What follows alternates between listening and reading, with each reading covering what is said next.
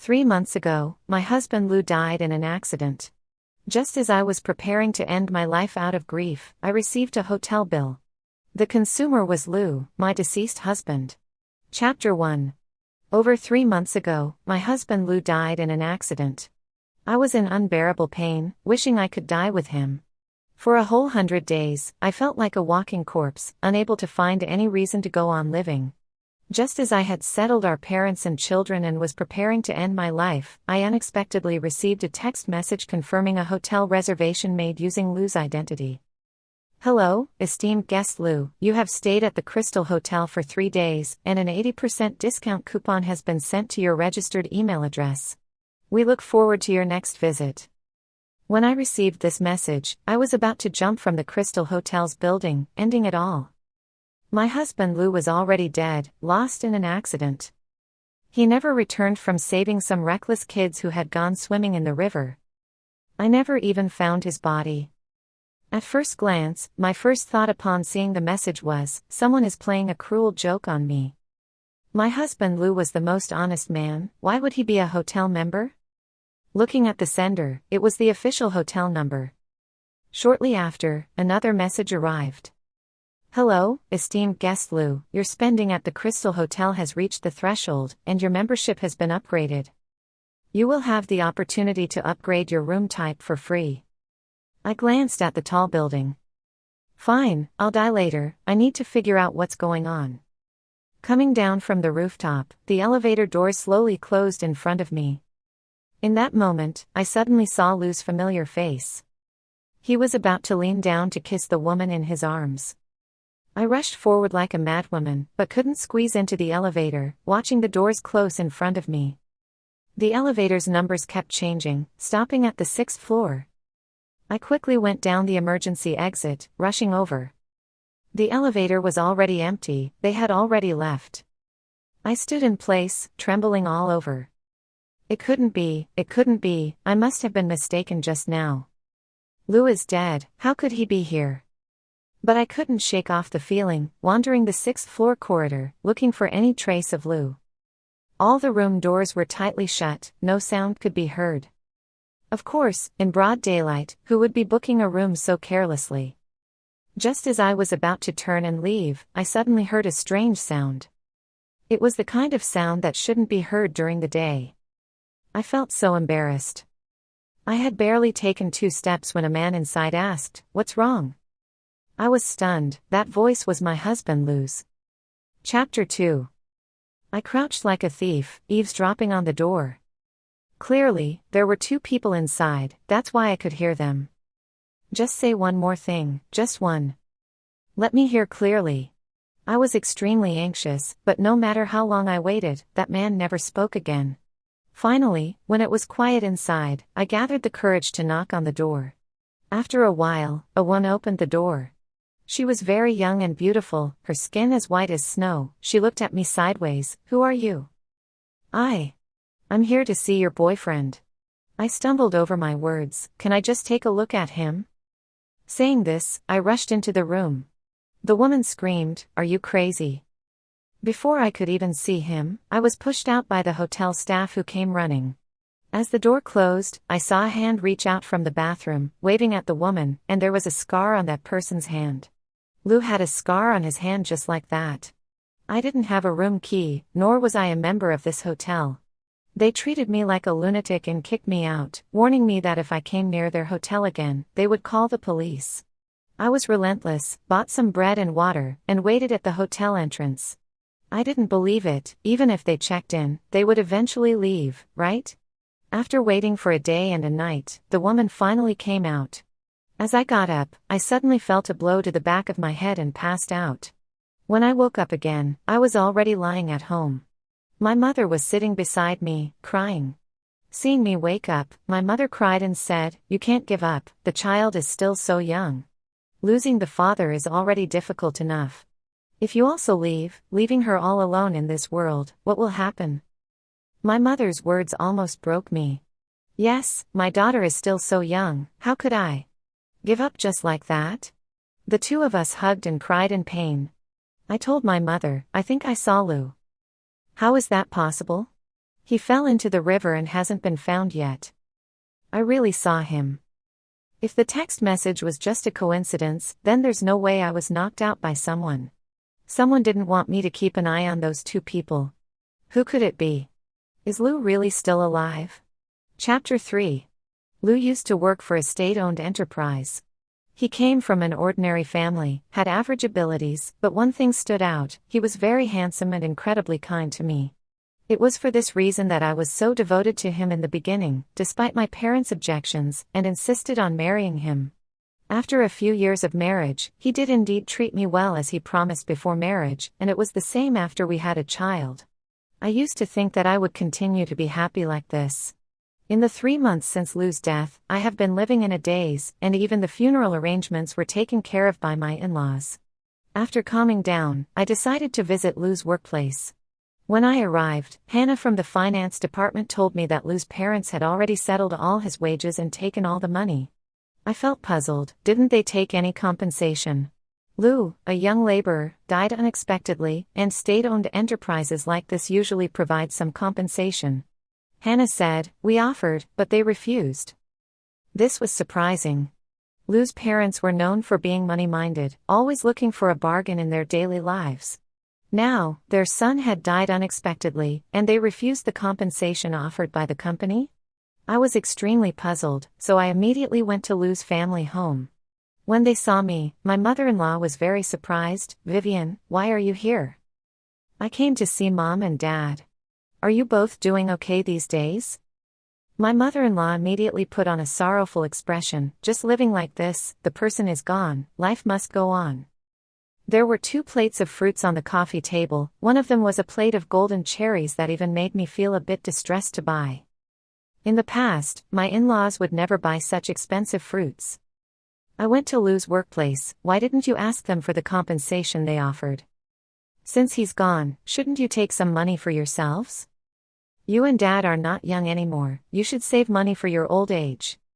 My mother-in-law replied, "We are already at this age, what do we need money for?" She said this while avoiding eye contact, feeling guilty. Just as I sat down for a while, my father-in-law returned. What surprised me even more was that he was holding a set of fishing gear, and I glanced at the brand, Shimano. Fishing equipment that costs 4 figures for just the fishing rod. Impressive. I couldn't sit there any longer, so I left as if fleeing back home. Chapter 4. Now, everything in front of me is a mess, and I can't find a direction. If Lou isn't dead, then why hasn't he come back to find me? I immediately thought of the woman in the hotel. After much contemplation, at my wit's end, I decided to have my in-laws followed. It's not the best plan, but right now, aside from this method, I really can't think of any other way. I spent money, hired someone, and began to take stock of my assets. Upon careful examination, I discovered that in the 5 or 6 years of marriage, I had transferred no less than 3 to 4 million in properties and cash to Lou and his parents. In the past, when my relationship with Lou was strong, these sums were affordable for me, so I didn't even notice. Even so, my in-laws had never proactively bought such expensive fruits in those years, let alone imported fishing gear. My hands were shaking uncontrollably. Opening the cabinet, I searched for every trace Lou had left behind. Finally, I found a spare key. It was the key to Lou's dormitory at work. He had given it to me a long time ago, but I hadn't taken it seriously and just casually stuffed it into the cabinet. The dormitory over there was where Lou would occasionally sleep during night shifts. Even during night shifts, Lou would keep in touch with me through voice messages until I rested. Clutching the key tightly, I followed the address he had told me from memory. Room 207, this was it. Listening carefully inside the room and hearing no sound, I mustered up the courage and quietly opened the door. The moment the key successfully turned, I was ecstatic. Great! The lock hadn't been changed. The dormitory was clean and tidy, with a single bed against the wall, a shelf, and a desk beside it. There was a piece of clothing hanging behind the door, and upon closer inspection, it was Lou's. The clothes were just as clean, as if someone had worn them yesterday. But Lou had been gone for 3 months, why was the company still keeping his dormitory? I walked into the bathroom, and tears immediately streamed down my face. The arrangement here was exactly like Lou's habits, as if he were still alive. Suddenly, one lipstick tube stung my eyes. Picking it up, it was Armani. Twisting it open, it had been used, with half the tube left. Beside it was a set of couples' toothbrushes. Even the toothbrushes were a couple's set, one blue, one red. On the other shelf hung a pair of women's panties, a beautiful light blue with lace trim. I wanted to deny that all of this had nothing to do with Lou, but how could I explain the clothes at the door? My husband was living with another woman in a place I didn't know about. I was speechless with heartache, slowly squatting down, clutching my chest. Just as tears welled up, I suddenly heard footsteps outside the door. Chapter 5. I quickly crawled under the bed, holding my breath. The door creaked, someone was coming in. The footsteps were light, and from my angle, I could see her walking around in a pair of bright red high heels, humming a tune. She seemed to be in a good mood. After tidying up the room, she sat on the bed and began making a phone call. Yes, right above me. Her voice was sweet and coquettish. Hello, when are you coming over? Oh, you have to wait until it's dark? You don't trust booking a hotel room and sneaking around here, what's the deal? I've already informed the factory, I have the key to this building, no one else will come here, what are you so worried about? All right, I'll wait for you, make sure to come before 10 o'clock. 10 o'clock. Glancing at my watch, fortunately, it had luminous hands, so I could see clearly. It was not even 7 in the evening. I could wait. After a few hours passed, I finally heard the sound of the woman opening the door. You're here, why did you take so long? I dared not even breathe loudly, listening intently. Didn't I tell you that we should meet less often recently? It was Lou's voice. This one sentence was incredibly clear, like a sharp knife piercing my heart. I had listened for these years, it was impossible to forget, and definitely not a mistake. Lou was truly still alive. Their two pairs of shoes were close together, they were kissing, and I was in such pain that I wished I could disappear on the spot. Right in front of my eyes. I bit my finger tightly, not letting out a sound, tears and snot mixing together, looking disheveled.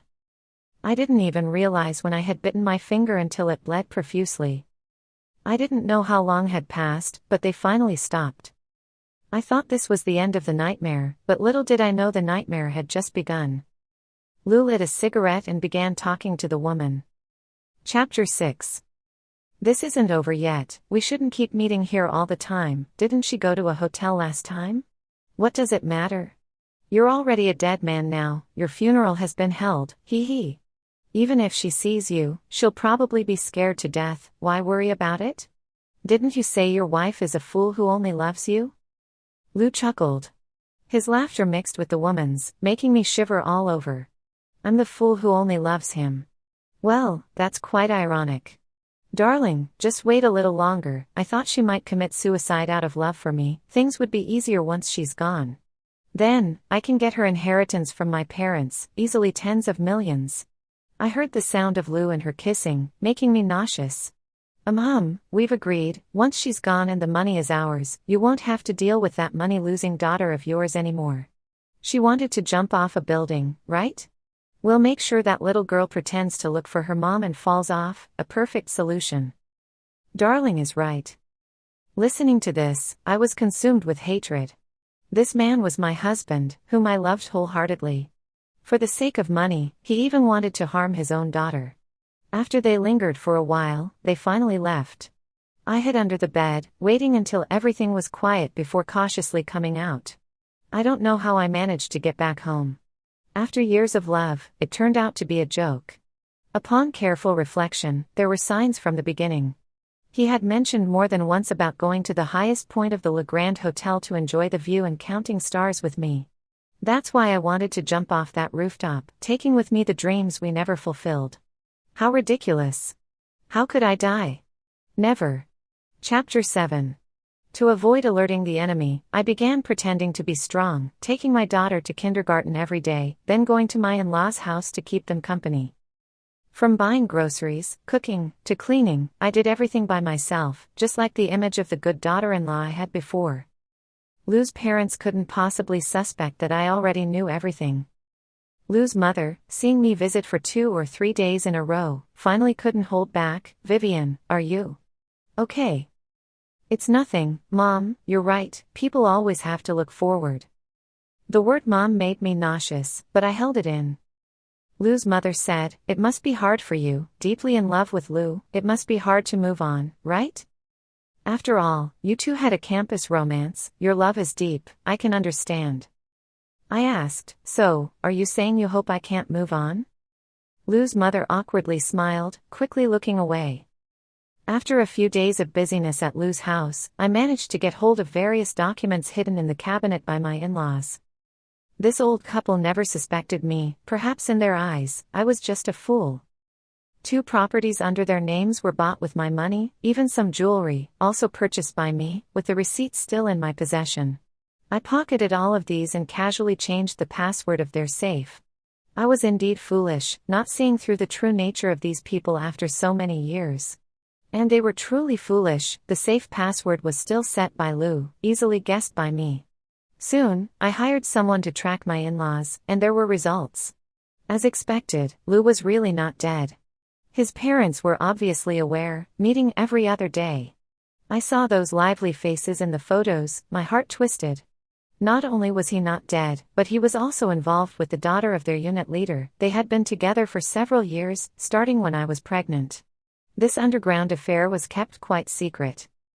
The leader's daughter's name was Donna. In theory, she came from a good family, had a good job, shouldn't be short of money. But this pampered woman was obsessed with online loans during her university days, loved buying all kinds of luxury goods, and despite her family's wealth, it couldn't match that of the business tycoons. Over the years, Donna was robbing Peter to pay Paul. Living a glamorous life on the surface, but privately struggling to make ends meet. After Lou got together with her, they spent money recklessly, naturally accumulating quite a bit of debt. Where did all this money come from? Of course, from the lovesick fool, me. As long as Lou and I were still husband and wife, as long as I remained devoted, I wouldn't let Lou's parents leave this world empty-handed. They had planned it long ago. Seeing these truths, my tears couldn't stop. Well, since this is the cruel reality, how can I not retaliate properly? Chapter 8. A few days later, I had a car accident, deliberately arranged. I lay in the hospital for a month before recovering. Before this, I had already sent my parents and daughter abroad, so Lou's parents couldn't contact them. Lou's parents came to visit me, but I pretended not to recognize them. I lost my memory in the car accident. Lou's mother was pleasantly surprised. "You're our daughter-in-law, don't you remember?" I said I had a headache and couldn't remember anything before. A daughter-in-law with amnesia was easy to deal with, all alone. They took me back, and soon tricky troubles arose. I didn't remember who they were, so I naturally wouldn't acknowledge the things I had promised to give them before. Whatever I had already given away, I wouldn't take back, but they could forget about getting any share of the other properties. That day, Lawyer Kim came to see me. In front of Lou's parents, I directly said, "I have a husband. Why don't I remember?" Lawyer Kim: "Yes, but your husband had an accident a few months ago." "Oh, an accident? Well, forget it, I don't remember anyway. This money is my personal property, I'm not sharing it with anyone." When I said this, Lou's parents nearly jumped up. "You are our son's wife, how can you take back the property?" Lou's father glared at me as if he wanted to eat me. I said, "I don't remember who my husband is, but isn't this property under my name? Since it's mine, I can choose to give it or not, isn't that my freedom?" Lawyer Kim: "Yes, Vivian, that is your right." "All right, all previous property divisions are void. Oh, by the way, the will is void too, I haven't died yet, why write a will?" Lou's parents were dumbfounded. Seeing their shocked expressions, I felt quite pleased. These 2 old folks, thinking that the agreements I made before the accident would still be valid, and they could enjoy life with their son. No way. Lou's parents, seeing I didn't leave them any property, found a reason to send me away. Just as well, I didn't want to stay there anyway. I returned to my own house. Calculating the time, Lou should be coming to find me soon. 3 days later, a large bouquet of roses appeared at my doorstep. Chapter 9. 99 Roses. This despicable man is really regressing more and more. Back when he was pursuing me, he sent me 199 roses. Now he just halved it without a second thought. The bouquet also had a card that said, "For my beloved." I divided the flowers among my neighbors and threw the card in the trash. For the next 3 days, roses kept arriving at my house, pink, white, red. Honestly, I was starting to feel a bit uneasy. Lou's way of wooing women was really slick, too slick. Sending flowers was useless, I wasn't going to respond. Finally, Lou showed up.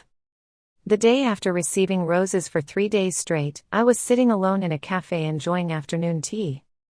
A man sat across from me. I glanced over, appearing calm on the surface but shaken inside. It was Lou. This was the first time I had seen him since his unexpected death. The intimate moments we shared in the dormitory was something I heard but didn't see. So it didn't count as seeing him. He was just like before, except much paler and thinner. "Sorry, there's someone here, can you move?" I pretended not to recognize him. Lou carefully examined me, trying to figure out if I really had amnesia. I met his gaze, unflinching. The car accident was real, and to make it seem authentic, I had a large scar on my back now. Even if Lou had someone investigate, there wouldn't be a trace. Lou said, "I feel like I've seen you somewhere." Typical. I rolled my eyes. "Waiter, this man is being a pervert, call the police for me." Lou was kicked out. In our first encounter after the accident, I gave him a good scolding. He was persistent and found out where I lived. "Vivian, you really don't remember me? I don't know you, go away." And so, Lou circled around me like a dog, licking for almost half a month until I reluctantly agreed to add him as a friend. By then, he was convinced I had truly lost my memory. I used to love him so much, how could I treat him this way? If I had known he would come back from the dead, I would have gladly given away all my wealth. But alas, things had changed. He told me he was my husband, and we were deeply in love. I didn't believe him, so he continued to shower me with affection. With limited energy, Lou neglected his new flame, Donna, while focusing on me. Soon enough, I received a threatening text from that woman. "Vivian, keep your hands off my man. You ghostly woman, why didn't the car finish you off?" I showed Lou the message. I saw the panic on his face. "Vivian, let me explain, I don't even know this person." I chuckled, "Is that so? Then call her and curse her out for me." Lou was dumbfounded. "Don't dare? Then forget it, I'm not interested in wishy-washy men like you. Since you still have a girlfriend, you shouldn't be clinging to me all the time." I kicked him out directly. Lou was persistent, begging at the door for a long time before I finally opened it. "Vivian, I'll make the call now, don't be angry." He dialed the number from that text message. I said, "Put it on speaker." Lou panicked, gritted his teeth, and put it on speaker. "Hello, darling, what are you doing?" I heard a sweet voice. It was the woman I heard him being intimate with that day. Lou cursed loudly, "Where did you come from, you bitch? How dare you speak to my wife like that? Are you crazy? Get lost as far as you can." After cursing her out, he hung up the phone. Chapter 10. Because of this good performance, I agreed to let Lou stay with me temporarily. However, he could only sleep on the couch. Lou, as before, got up early every day to cook for me and make me happy. Unfortunately, I never ate the food he made. I felt nauseous. Who knows if he might poison me? Every moment spent under the same roof as this man was extremely agonizing. But it wasn't the right time yet. I had to take back everything I gave away, and this dog of a man had to pay the price he deserved. Wasn't he inseparable from that woman? I wanted to see if, now that they were back living with me, their relationship could still be the same as before. I installed an app on Lou's phone. I could hear all his phone conversations. The day after that woman was cursed at, I heard them having a big fight on the phone. "You called me cheap because of her? Called me a bitch. Lou, are you even a man? How dare you bring that up? If you didn't provoke her with that text first, how would I be forced to make this call? Lou's tone wasn't good either. What if the truth comes out? If she really finds out, all that money in the future will have nothing to do with us. Are you going to give me that money, Donna? The call between them ended on a bad note. A few days later, I received a friend verification message. It was a new number I hadn't seen before, with a profile picture of an internet celebrity, looking very artificial. I guessed it was Donna. Now that Lou was living with me, not having time to meet her every day, she must be going crazy. I smiled and verified it. Since she came to humiliate me, why should I be polite to her? I told Lou that I wanted steak for dinner and a candlelit dinner. Lou was extremely happy. This was the first time in so long that I had shown kindness. He hurried off to buy groceries and busied himself in the kitchen. After all the food was set on the table, I took a few photos and posted them on my social circle. A wonderful evening starting with a heartfelt dinner. Thank you, the man who cooked for me. One of the photos was Lou's back view. He was busy in the kitchen. Sure enough, right after I posted on my social circle, Lou's phone kept ringing incessantly.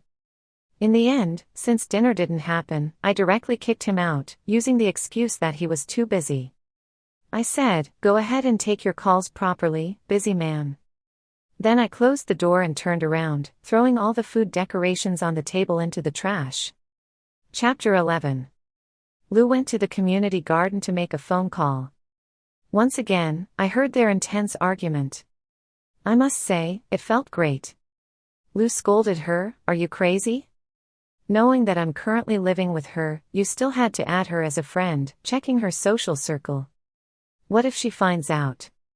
What are you going to do then?" Donna wailed, "Are you treating me right? You haven't even cooked for me. We are a married couple, what's there to apologize for? Stop crying, I'm annoyed by it. See, they were so sweet before, but now they're fighting like crazy." Lou came back, but I didn't open the door for him, letting him freeze outside all night. People are strange creatures, the worse you treat them, the more they stick to you like a dog. I call this being pathetic. I couldn't help it and asked him, "Do you really love me that much?" "Yes, you're all I think about."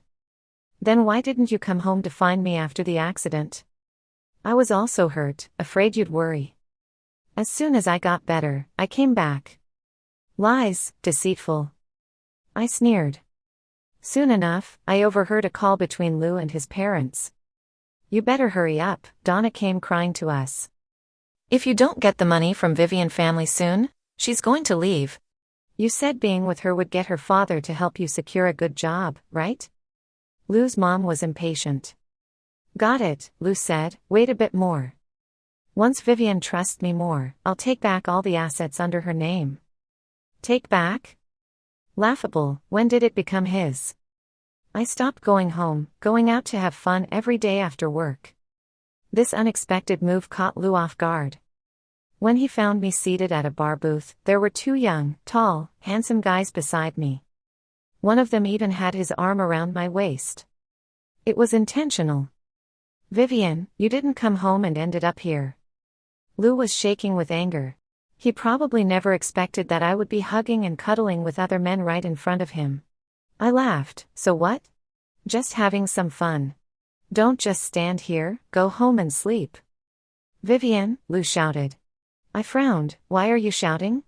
You claim to be my husband, but I don't remember you. Who knows if you're lying to me, and don't treat me like a fool." Taking a sip of my drink, I told him word by word, "Do I need to explain who Donna is to you?" When Lou heard that name, it was like a thunderbolt struck him. I couldn't be bothered with him, so I continued drinking and dancing, having a great time. My tolerance for alcohol was always good, so I returned home slightly tipsy, finding Lou still sitting on the couch. I pretended not to notice him, turned around, and went into the bedroom. Lou rushed over and knelt in front of me. "Vivian, I've cleared things up with that woman. She had been pestering me before, and I couldn't bear to hurt her, so I kept rejecting her. I didn't expect it would upset you. I'm sorry. I've made it clear with her now. I have a wife, and the only person I love is you." Lou was in tears. If I didn't already know his true colors, I might have been swayed by him. I recorded his words and asked, "Can I send this to Donna?" His face changed completely. "Yes, that's it. My money, the secure job her father gave him. You, a despicable person, want it all?" In the end, he chose my money. Okay. I let him press the send button himself. The recording was sent. I asked him, "Was that voluntary?" Of course, he forced a smile. I saw the veins on his fists bulging at his sides. Chapter 12. Lou and Donna broke up, temporarily at least. The news of his survival spread through our social and professional circles. Everyone came to congratulate me. Lou seemed to have forgotten that he once cheated, conspired against me and our daughter for money, and even played the role of a good husband, asking about my daughter more than once. Unfortunately, I had amnesia and didn't remember having a daughter. Lou wasn't in a rush and could only take it slow. He actively searched for top doctors, hoping for a cure. Finally, the other bait I set down began to work. After breaking up with Lou, Donna couldn't handle the blow and fell deeper into despair. In less than half a month, she accumulated a pile of debts, including the money she borrowed with Lou. Now, they were coming to collect. What these two didn't know was that I had already privately contacted those creditors and unilaterally bought their promissory notes. Now I am the creditor of these two. While putting pressure on them, I also put on a show in front of Lou. In the dead of night, I would always wake up from pain. With this scum around me every day, I felt like I was in hell. The more I enjoyed myself, the more virtuous Lou became. He even earnestly confessed to me more than once, saying that it's okay for me to have fun as long as I still have this home in my heart. Home. It's long gone. To me, this place is a battlefield to drag him down to hell. At a party, I reunited with my high school classmate. His name was Sam. He used to live in another city but returned now due to work relocation. That party was the most relaxed night I've had in months. Later, I had dinner with Sam a few times. Lou found out, and he exploded in anger. However, he didn't dare to truly get angry with me. "Vivian, I know I was wrong before, just give me a chance. Let's not go on like this, I can't take it anymore."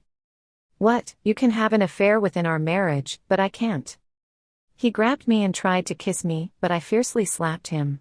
Lou was dumbstruck. "Lou, listen carefully, I don't remember ever loving you, or even getting married to you. The marriage certificate is real, I won't deny that, but I have no feelings for you now. Besides, you cheated on me. Shouldn't I hit you?" I sneered, "Since there are no feelings left anyway, I don't want to break you and Donna up. Let's get the divorce papers when we have some free time." The moment he heard about the divorce, Lou went crazy. "I will never divorce. Then I will have to file for divorce." With a thud, Lou knelt before me again. "Vivian, I really can't be without you. After so many years of our relationship, how can you be so heartless?" I looked at him coldly. "Stop making a scene, pack up your things, and don't waste each other's time." From that day on, I never returned to that house. There wasn't anything important in the house anyway, just some furniture and decorations. Let Lou rummage through them as he pleased. I started to contact Sam frequently. On the surface, I was a bad woman, but in reality, I was only discussing cooperation with Sam. But I couldn't be bothered to explain. What I wanted was for Lou to think I was already with another man, and for emotions to quickly escalate. Chapter 13. Lou found me again. I had just had dinner with Sam, and he was driving me back to the hotel. These days I have been staying in hotels, spending money that I used to be reluctant to spend, now enjoying it to the fullest. Lou laid hands on Sam, but he was no match for Sam and was quickly beaten down. "Vivian, what do you want from me to come back home?"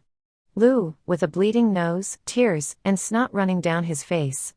"Oh, go beat up that woman, and I will consider forgiving you. Otherwise, how can I believe in your sincerity, just based on your words?" Lou fell for it. After he left, Sam looked at me deeply. "Why do you have to go to such lengths? Men shouldn't meddle in women's affairs." I couldn't look him in the eye and went straight into the elevator. Soon, I received a video from Lou. In the video, Donna's face was covered in blood, her eyes swollen, kneeling on the ground and crying continuously. I could faintly hear her saying, "Vivian, I'm sorry." "Hey." Lou sent me a voice message. "Are you satisfied now?" I didn't reply. On the other side, my informant investigating gave me new information. No wonder Donna agreed so easily to be beaten by Lou. It turns out she was in deep debt. Lou had borrowed money from his parents to cover her debts, and that's when Donna nodded. What a joke, there are more holes waiting for Lou to fill. But don't even think about using my money. The time to close the net had come, and the night before, I brought a bottle of red wine back. I poured 2 glasses of wine and bought some food. When Lou came back and saw the lavish spread on the table, his eyes lit up, thinking I had softened. I just drank without saying a word. The more I drank, the more sober I became. Lou kept staring at me, reminiscing about our past, trying to evoke my love for him. I asked him, since we are married, give me an honest answer, have you ever betrayed me in any way other than cheating from the time we were in love, got married, to now? This was my final chance for him. As long as Lou admits it, as long as he confesses, I won't press him for the debt. After a peaceful divorce, each went their separate ways. I looked into his eyes, word by word, as a husband, have you ever done anything to betray me other than cheating? For example, trying to harm me and the child just for my premarital property. Lou's eyes flickered, no. I finished my drink, sneering in my heart, oh. Chapter 14. I told Lou, if he wanted to return to the past, he had to return everything I gave him before, or we would just divorce directly. I was firm, even had the lawsuit ready. Spreading the lawsuit in front of him, I looked at Lou's expression with satisfaction. With a direct divorce, Lou would get nothing, except for the few million I gave him before. He would leave empty-handed. The worst part is, the debts he owed outside were far more than this amount. With the lawsuit on one side and the transfer contract on the other, I didn't give Lou much time, directly letting my agent press him for the debt. Under pressure from both sides, he couldn't hold on for long. He chose to play a long game, returning the things I gave him before, proving his sincerity to win me back, and then making me pay off his debts. It's quite a beautiful plan. Lou brought over the property deeds, saying, I am sincere towards you, and now I'm returning your things. Okay. We both signed, completed the transfer procedures, and the house under Lou's parents' names returned to my hands. I couldn't get the cash back, but at least there was this. After finishing these tasks, I disappeared from Lou's world that very day. Just like how he faked his death and disappeared back then. I hid in a hotel room, quietly enjoying the rare peaceful time. Sam came to find me, telling me that Lou was almost going crazy trying to find me. I chuckled, can he not go crazy? He's in a pile of debt, waiting for me to pay it off. Sam, you have changed a lot. People change, you would too in such situations. Sam looked at me deeply. I'm not a fool, it's obvious he's interested in me. But I don't want to get into a relationship again, and it's hard for me to trust any man. I didn't respond to his gaze. About half a month later, I appeared in front of Lou again. In just 2 weeks, he had turned into someone barely different from a beggar on the street. No house, the whole family destitute on the streets, no job, no income, just starving, debt collectors behind him, pressuring him every day. Donna had her parents supporting her. I put the evidence of her collusion with Lou online, and it blew up quickly. It was said that Donna was publicly beaten by her leader father, then locked up at home, and they had to sell a house from their well-off family to clear the debt. Donna's father would help his daughter out, but he wouldn't clean up Lou's mess. I texted Lou to meet me on the rooftop of the Lajing Hotel. When Lou arrived, he was dirty, nothing like the clean and cultured man from before. Vivian. He looked at me with a mix of hatred and fear. Let's sign the divorce papers, I will take care of your debts. I brought the divorce agreement. Oh, and 2 bodyguards. I was timid, didn't dare to be alone with Lou. You deceived me. You made me suffer so much. Lou panted, looking like he was deeply wronged. I looked at him coldly, isn't this normal? Because you also deceived me. Faking your death was fun, wasn't it? You didn't see me die for you, didn't resolve my precious daughter, you must regret it, right? Chapter 15. I successfully saw the shocked expression on Lou's face. You. I haven't lost my memory, but I can't just prosecute you based on your conversations with the other woman. That's the hardest part for me. Currently, it seems Lou's biggest mistake was having an affair. The so-called fake death to deceive me into suicide, as well as causing the accidental death of my daughter, he hadn't managed to accomplish either. I chuckled. Truth be told, I am your creditor. You now have two options: either sign the divorce papers with me and I'll waive your debts, or wait for me to sue for divorce. I have the time to drag it out, but you might not. Lou was practically seething.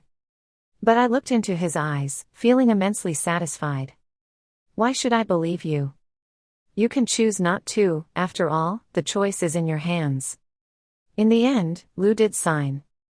He was always this kind of person, cowardly and cruel, short-sighted and heartless. Why was I so blind to fall for him? Holding the divorce agreement, under the protection of bodyguards, I took Lou to get the divorce certificate. After carefully checking the debt details, I found out that Lou still owed me $80,000. His parents, fearing their only son would go to jail for debt, sold their ancestral home, and even took out their accumulated savings. Now, the three of them were as destitute as can be. With the divorce certificate in hand, I left. Lou called my name from behind. "Vivienne, can I see my daughter?" Daughter. He didn't deserve to see her. Without even looking back, I walked away. Later on, I sporadically heard news about Lou through friends. He couldn't shake off his old habits, racked up debts within a couple of years, couldn't find a decent job, living each day as it came.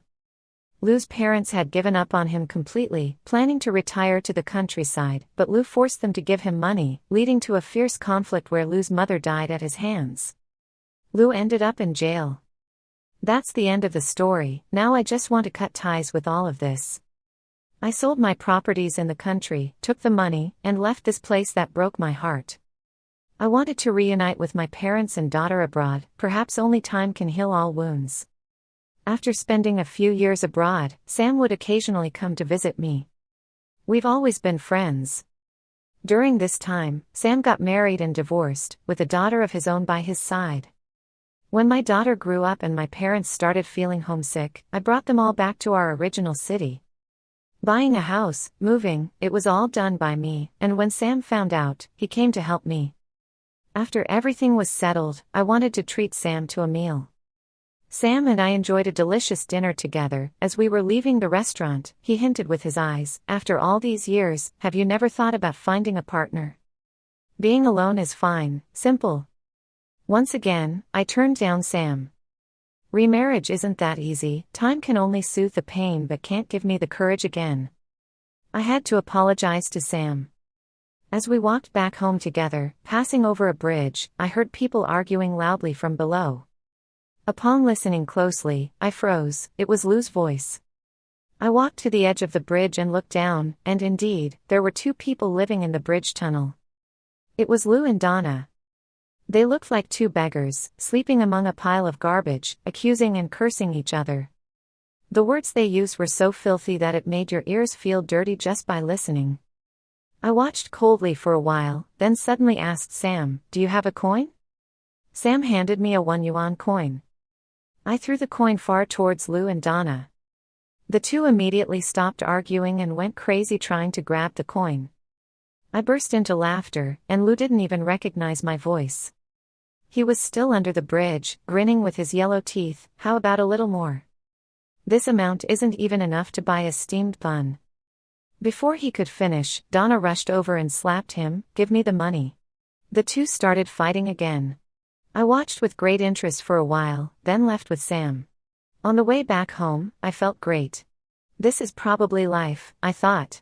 Lou probably will never know till the end that I once gave him a coin, just like feeding a beggar.